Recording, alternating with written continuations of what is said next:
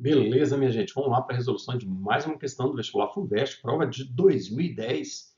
Questão de número 82, ele fala para nós o seguinte: na cidade universitária da USP, um jovem em um carrinho de rolimã desce a rua do Matão, cujo perfil está representado na figura abaixo, em um sistema de coordenadas em que o eixo OX tem a direção horizontal.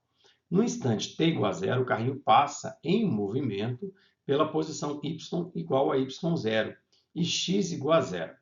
Dentre os gráficos da figura abaixo, os que melhor poderiam descrever a posição x e a velocidade do carrinho v em função do tempo. Então, eu tenho dois gráficos. Eu quero o gráfico da posição em função do tempo e eu quero o gráfico da velocidade em função do tempo, tá bem? Então, são duas coisas, x em função de t, posição x em função de t, e gráfico da velocidade em função de t, beleza? Vamos lá ver como é que isso funciona, bora lá.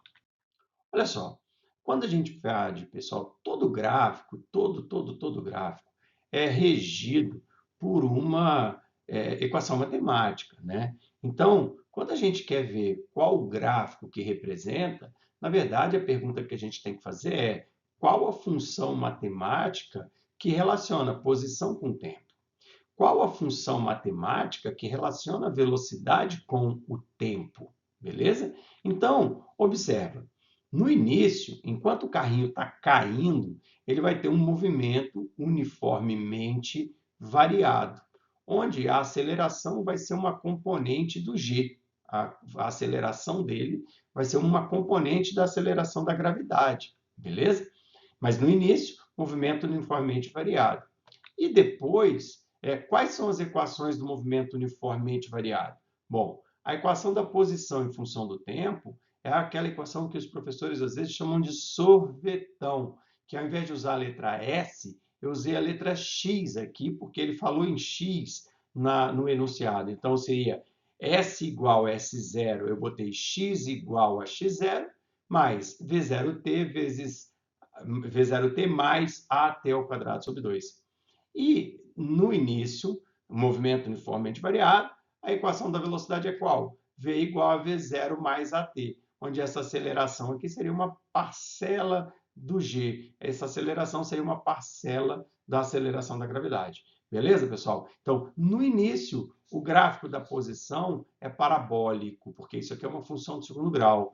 No início, o gráfico da velocidade é uma reta, porque isso aqui é uma equação do primeiro grau, beleza?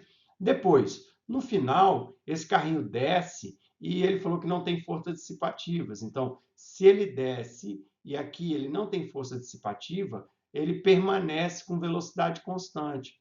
Se ele permanece com velocidade constante, o que vai acontecer? Com velocidade constante, a equação da posição é só essa primeira parte aqui, ó, x igual a x0 mais vt. Só não é v0, porque v0, ele, na verdade, v0 era aqui em cima. É a velocidade aqui vezes o tempo, tá bem? E o gráfico da velocidade em função do tempo é um gráfico de velocidade constante, porque daqui para frente não tem mais aceleração, não tem mais mudança na velocidade.